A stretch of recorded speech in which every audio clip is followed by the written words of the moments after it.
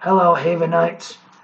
Like the video I previously did on being careful what you post on social media that is now so controversial, I really hope that my next video here doesn't fall into the same category with any of you watching um, suddenly being so offended like last time. That's not my initial intention. Like the being careful what you post on social media video that I previously did, this is also supposed to be a lesson video here too. The lesson.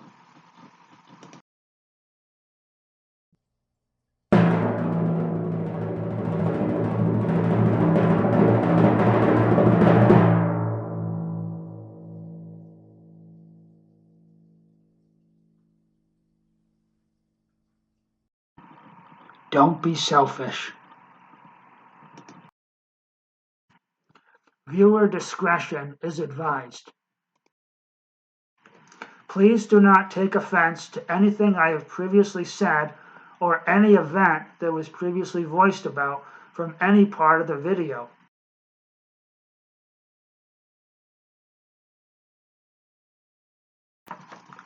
I was finally just arriving as a college student, choosing to reside on campus after successfully going from an IEP special needs student to a college student in high school by passing the GED test in April of 2007. Since I didn't have a driving license yet, residing on campus for me was the only option to freely attend my college classes at the time, since I still live so far away from the college with my parents. Enter FLCC, my first choice then, and according to their then motto of the right place to start, my first year of college was finally underway overall. Yay!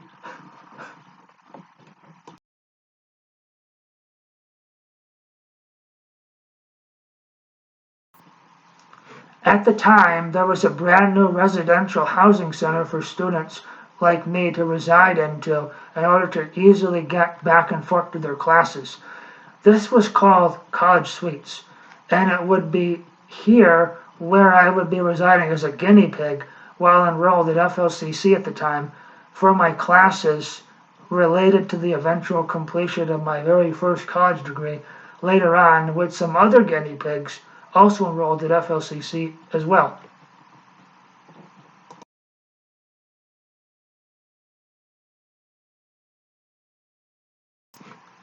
Living at FLCC College Suites when I did at the time had also given me the experience to eventually live on my own at my own solo apartment later on, independently many years later.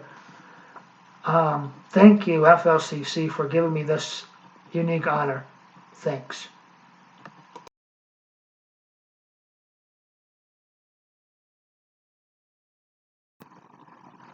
Living at FLCC College Suites was fine for me at first, but once classes officially began in September, living there began to turn into a nightmare at the time for me.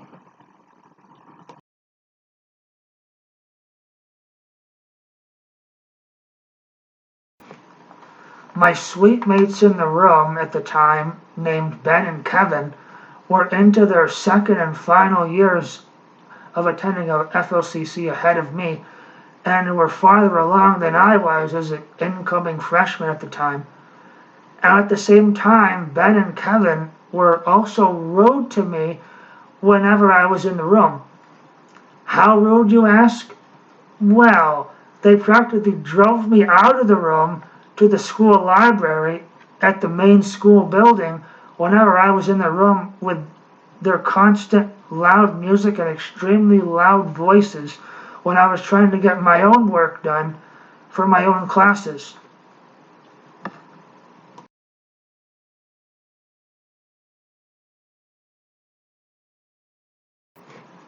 It didn't help matters that our fourth suite mate, named Brian, was supposed to be an RA and supposed to hold authority and control on the floor of the college suites that I was a part of and that he was responsible for. Instead, Brian just let Kevin and Ben do whatever the heck they wanted and instantly became buddy-buddy with both of them, catering to them like friends. I can analyze this as being straight out of Disney's Cinderella, with me as Cinderella and Brian, Ben, and Kevin as the evil stepmother and stepsisters characters.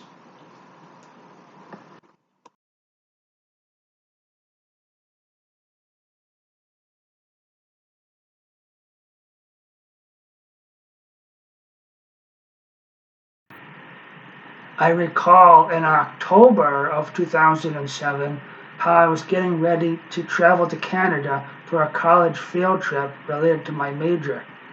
Brian was just getting off duty from his job as an RA, checking people in at the front desk, when he had come into the room at 12 midnight. He immediately turns on the TV and blasts it as loud as it would go. My room was right next door at the time, so I immediately came out of my room and reminded Brian that the TV was too loud. Thankfully, he had obliged to my request of turning it down promptly, and he turned it down for me at the time. Why couldn't Ben and Kevin have acted more like this?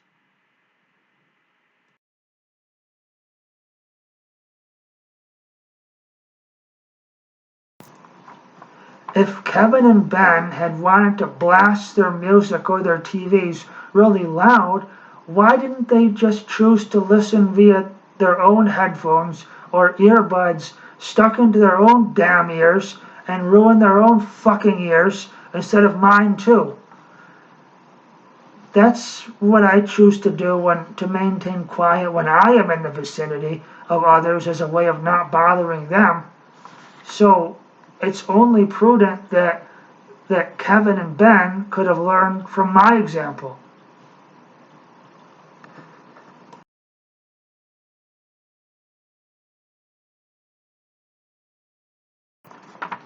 Flash forward to the spring of 2008 semester at FLCC. This was my second official semester as a college student at FLCC at the time.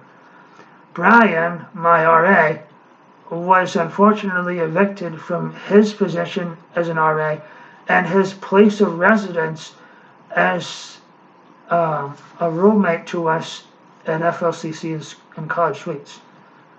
But what the thing was that his room had next remained vacant, and no one else had even bothered to fill it for an entire semester. That semester at FLCC in 2008.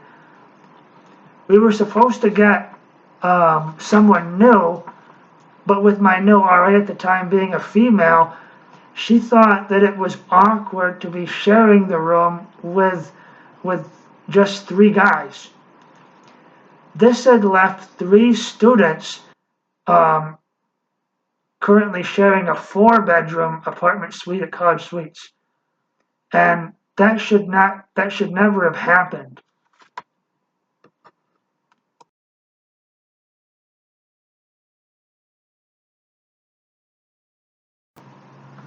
Spring 2008 had turned into a nightmare for me living with just Ben and Kevin as my only suite mates in our apartment suite. They had continued to blare their music and their TVs as loud as it would go and talk really, really loud, thus driving me out to the library at school whenever I had wanted quiet from them for my schoolwork. How unfair. When I had asked them to be quiet for me, they had laughed at me and told me to fuck off. How rude.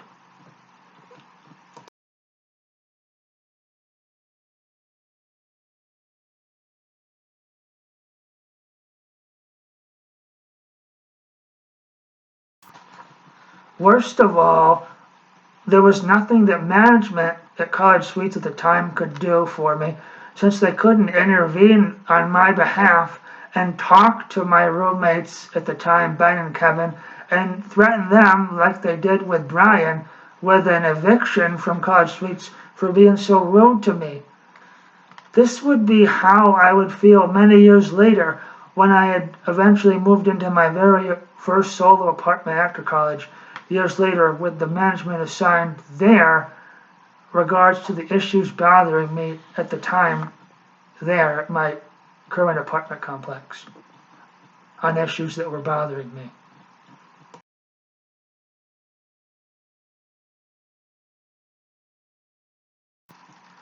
Flash forward to the fall of 2009 semester for me at FLCC. This was my 5th semester overall at FLCC. It was also my last semester at FLCC, working towards my very first college degree. Yay!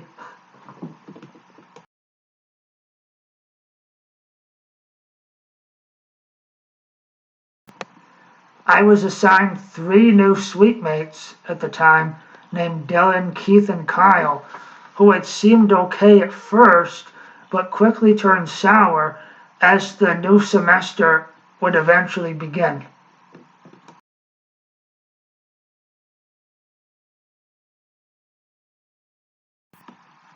On Sunday, October 2nd in 2009, I was just returning back to my apartment suite after my usual weekend trip home for grocery shopping and laundry duty. Upon putting my groceries away in the group refrigerator with my name on it like I always did, I had noticed that a box of my Hot Pockets that I had left over from the previous week was mysteriously missing. Now, trying to figure out the sudden mystery of who had stolen them from me, I made a pact to corner my 3 roommates, one by one at the time, until the thief was at last weeded out.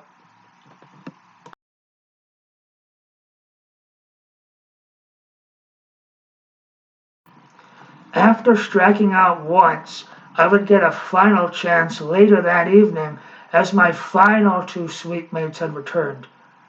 The ones giving me the most trouble then were named Dylan and Kyle.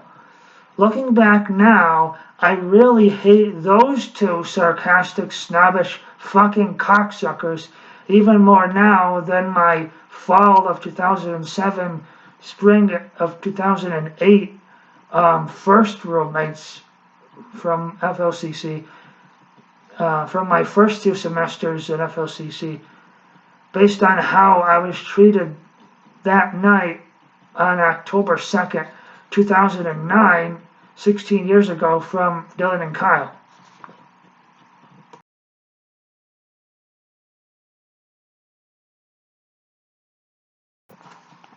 My conversation with Dylan had began and ended heated at the time, as Dylan had accused me of failing to take out the garbage before I had left to go home the previous Friday. As I had told Dylan at the time, I was not the last one to leave our apartment suite, and it wasn't all my garbage. That didn't matter to Dylan. In fact, he was still arguing with me at the time for arguing with him, when all I had wanted was a simple fucking confession from one of my suite mates at the time for stealing from me.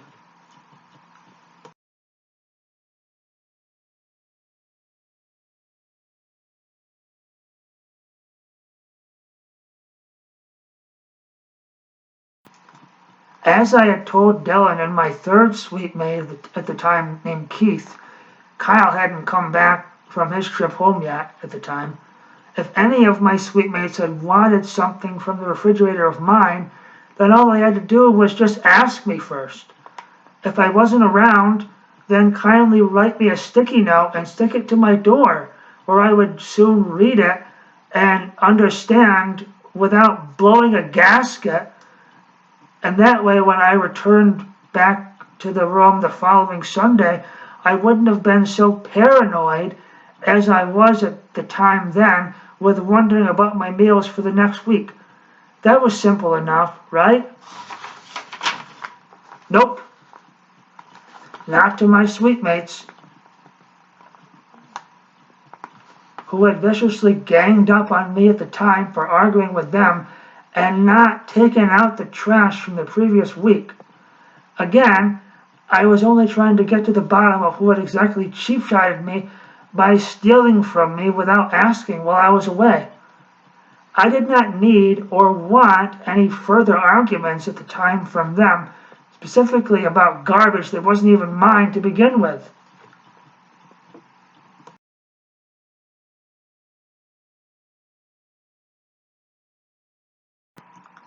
When my final suite mate at the time, Kyle, had returned, he didn't want to hear any more of my ranting and raving, as he called it, so he had volunteered to pay me $10 in cash from him as a way to finally to get me to shut up. When I didn't comply with him after he had paid me, he demanded his cash back and threatened to report me for theft from him if I didn't give back his money to him. So I gave him back his stupid fucking cash. After the evening of Sunday, October 2nd, 2009, with these scumbag roommates, I never again spoke with either Keith, Dylan, or Kyle again, and I completely avoided seeing them, even though they continued to blast their music or their TVs and talk very loudly around me, like my previous fall of '07 and spring of '08 college roommates Ben and Kevin had done to me. I had dealt with this all the way until I had finally gotten my transfer acceptance letter to my next college at the time, at Kika College, where I had tried to further my education in college at the end of the semester. More onto this in a future video, possibly. Stay tuned.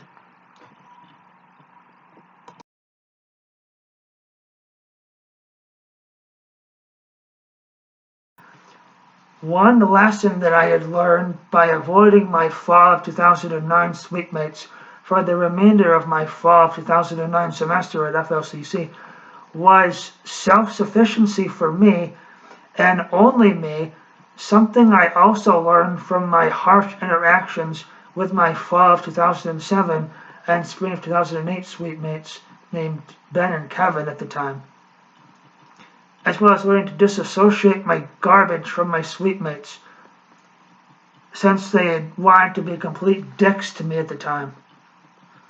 I had kept my garbage in a small plastic bag inside of a small garbage can, which I had emptied every Friday myself in my room to the garbage can outside, and replaced it with a new garbage bag in my room every Friday after my last class of the day before going home for the weekend.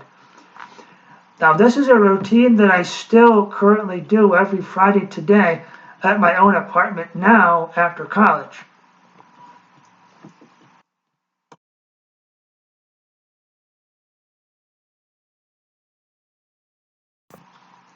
After this, I was feeling happy again and excited to soon be transferring to another college at Kika College soon to further my college education. That was until a jealous family member had completely ruined that happy feeling vibe of mine on Tuesday, June 8, 2010, with their rough attitude toward me. And that's another story for another previously made video that's already on this channel.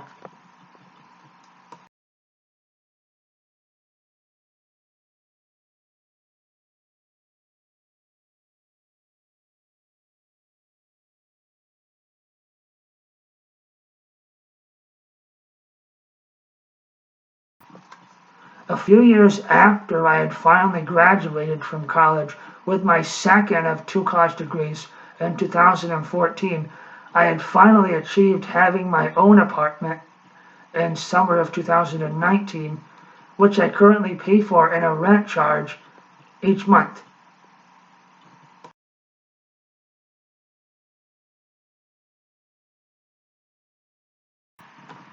At first, living at my own apartment with no one but a disabled dog had seemed fine, but during and after the COVID pandemic in 2020 to 2022, It had begun to get much worse between me and another jealous family member at the time.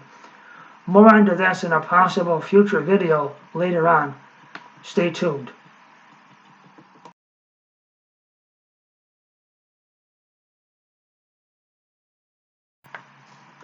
Since I still didn't have my driving license yet, getting around for both me and my disabled dog was, and still is, hard. I have had my alerted permit again since it had expired in 2020 during the COVID pandemic for going on 3 years now in 2022. Since then, I have yet to try and pass a road test. Why?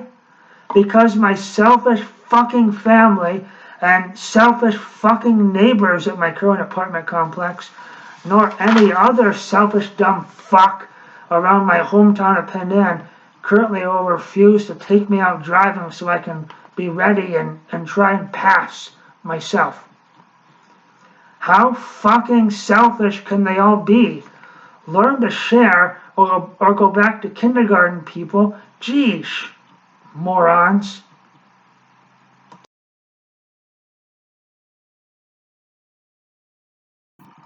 The issue with people taking me out driving, the random excuses that I have been given. They can't get time off from work, they have car insurance issues, or they just don't think I can pass despite the number of times that I have tried already.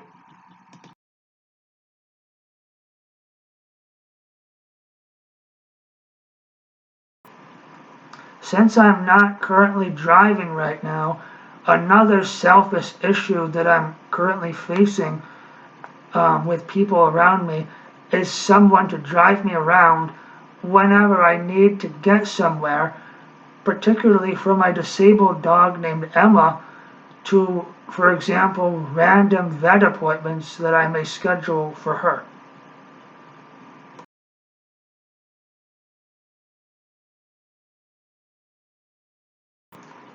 This is the issue I see with people driving me around.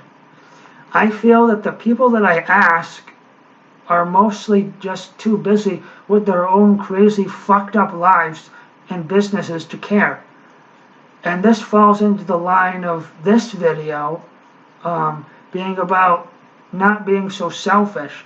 And when these people are selfish with me for this reason alone, what the fuck? I don't get it.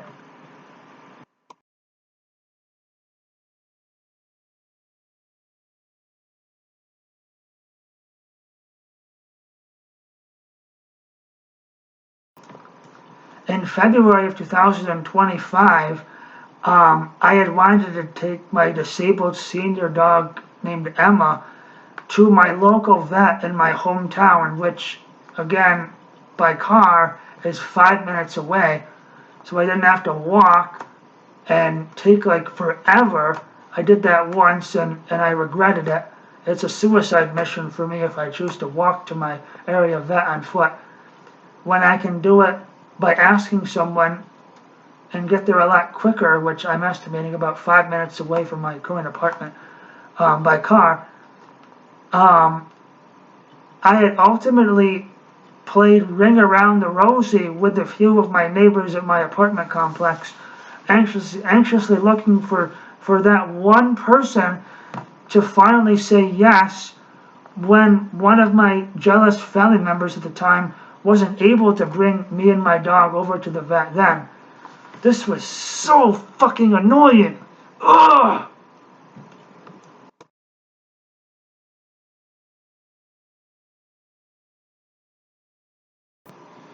I currently have one last brother still living now who can and should be able to drive me where I need to get to, particularly for my disabled dog named Emma. However, this selfish, lazy punk continues to randomly call off sick at odd times when I need him, thus forcing me to run around like a chicken with his head cut off,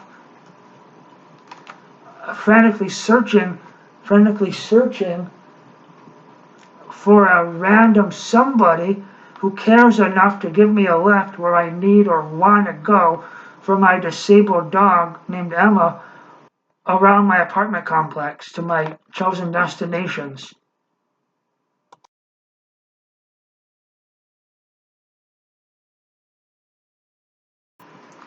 I love my dog and would do anything for her. The way that she's being treated by both my only living brother now, today, and or my current apartment neighbor tenants nearby me now at my apartment complex is wrong and harsh to me. All we are asking is for a simple fucking ride, since I'm currently not driving to where we need or want to go. That's not too much to ask, is it, people? I think not. Jeez.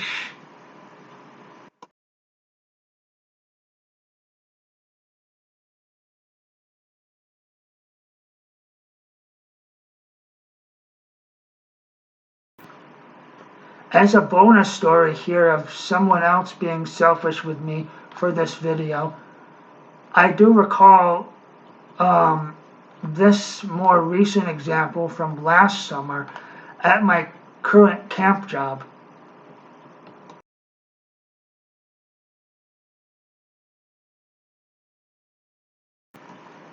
In the summer of 2024, one of my coworkers who was getting his gear loaded into his car to leave camp and go home, this guy, despite seeing me struggling to carry all of my luggage from my unit at camp all the way down to meet my ride home at the time by the pool at camp that we specified to meet at, had refused to let me ride with him in his car. His excuse at the time, no room, I'm sorry, before he zoomed off down the dirt road at camp past me on his way home. What a fucking selfish, uncaring, egotistical dickhead. He could have somehow made room for me, or else given me a lift down to the pool where I was meeting my ride to go home first with my stuff, and then he could have came back to his unit to load up his car and then go home in his vehicle from camp to head home himself. But no, he was in that much of a hurry to pack up and leave himself to go. What the fuck? I wonder if this certain individual that I worked with at camp last summer is uncaring and selfish like this with the students that he helps to teach at the nearby bogus school where I had used to work, that this individual currently is employed as a teacher. Unbelievable. These types of people suck. Absolutely suck.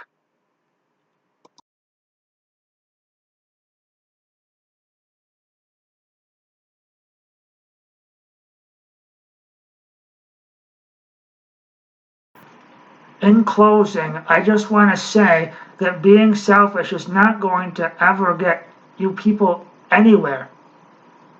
If someone asks you for a favor, you should just oblige and not give them about a million gajillion bogus excuses for your refusals to help them out. It's called being kind, people. That's not right. Learn to share or go back to kindergarten. It's that simple. Geesh.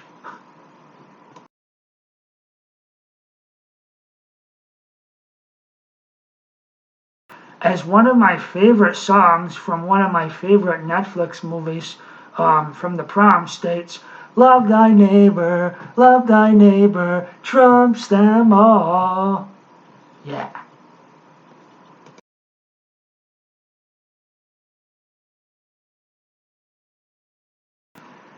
And that's all I have to say about that. So until next time, Havenites, bye. H names rock. Like, subscribe, and come back for more.